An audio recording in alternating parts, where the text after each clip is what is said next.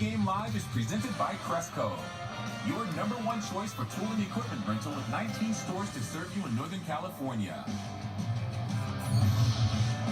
Gregor Blanco. You know, we're talking about Hunter Pence, the farewell tour. Gregor did leave for a bit and went over to Arizona, but not found his way back. And it looks as though this will be Gregor's last game with the Giants as well. 6 seasons, you see his numbers. Always, as Flan says, one of the last men standing, and he is now sitting down with our own Amy G.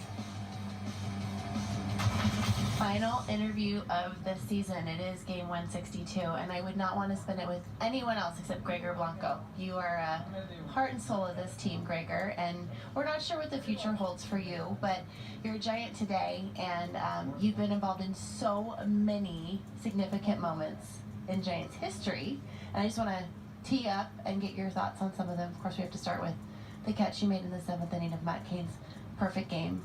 What was going through your mind? Were you saying, do not drop this? Well, on that moment, Amy, I was just, like you say, do not drop it, but I was saying, like, please hit it to me. I was like, there's no way this ball is going to drop. You know, it was one of those plays that you made for your teammates. You know, I always say to myself, like, play for the future. You know, and I think if they have that support, they can make more mistakes. So in that moment, it was definitely a moment for Mac. So why not? You made another moment happen for Tim Lincecum in his first no-hitter. You caught the final out, and people always talk about that person because that's a lot of pressure when that ball's coming to you for the final out. What was that moment like for you? It was interesting because I don't know if I know people ask like, but why he catch it like that? Why he wasn't excited? Why he just like catch it and start like walking and then running? Because I got Andres Torres like in center field, like you say, so it was a pressure moment for sure, you know, like that's out, really high pop up, so those are not easy to catch, and I saw like Andres coming at me like really like springing, and he's like, you got it, man, you got it. I was like, oh my God, this guy, like he's quiet. Yeah, he's gonna kill me, you know, like so I was like, okay, calm down, just catch the ball and then celebrate. 2014 in LCS Game 3, St. Louis, your walk-off bunt. And can you just go through how crazy that play was? Yeah, well, the whole series, we were just talking about make pressure or their defense.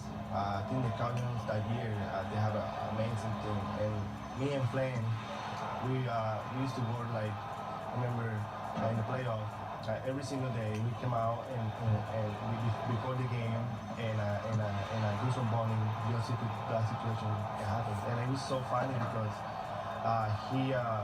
he put like a lot of guys on it, and right before he threw the pitch, he made the guys like run to the plate from the pitching, and they were all like screaming like ah, and he threw the ball, and I have to bond it. And then I was like, hey, what are you doing? Well, distraction drill. I was like, okay.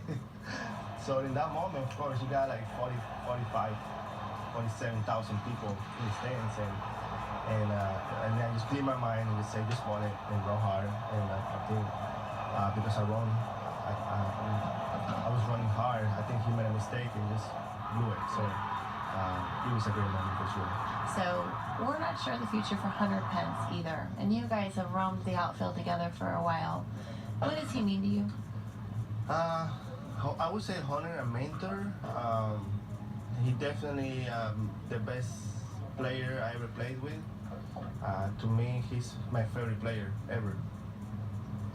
Just because Hunter is one of those guys that he worked his way all his career to be the best he can be.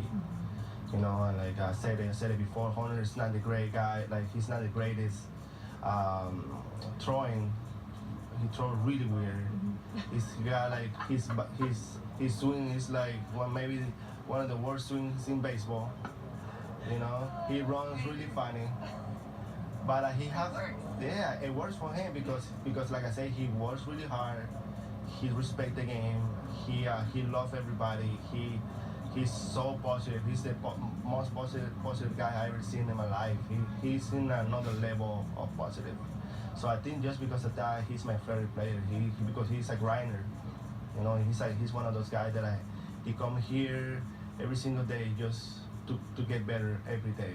So I really appreciate him for that, you know, and I see myself like that too, and that make me be a better player and last all these years here in the Giants as well.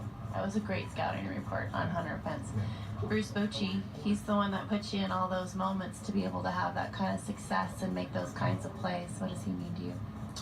Well, of course, I have to thank Boch for that. You know, I think since that moment, 2012, that I got here, and I meet him, and I was like, wow, this is real Bruce Bochy. You know, I was like, I had to find a way to let him know that I love the game, that I wanna be him, I wanna be there for him every single time that he need me. You know, and my goal every day, you know, when I come to the ballpark is not let him down. You know, in any situation that he put me in, I was like, I gotta make him believe in me. You know, and I always say he's there for me and I'm here for him. So in any way that he need me, I was ready. You know, I prepared myself for any situation every single day. So definitely I respect him.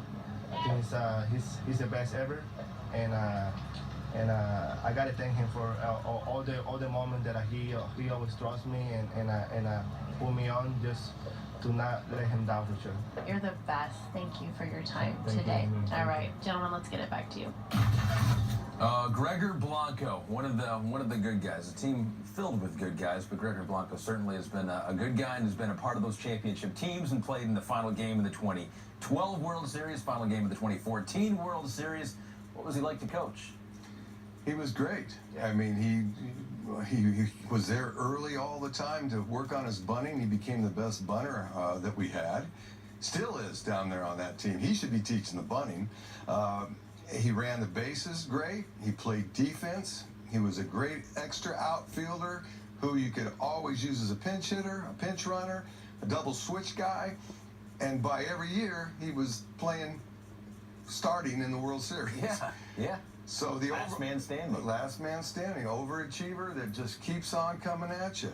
And he talked about the distraction drill. Yeah, we used to What have did you when do? you were bunting, I'd run and we'd have and you'd have to focus and you'd have to figure it out because when they're charging in the game and the crowd's going crazy, you've got to be able to focus and lay it down. And he was a perfect bunt, a sacrifice bunt, and we had a walk-off on a sacrifice bunt.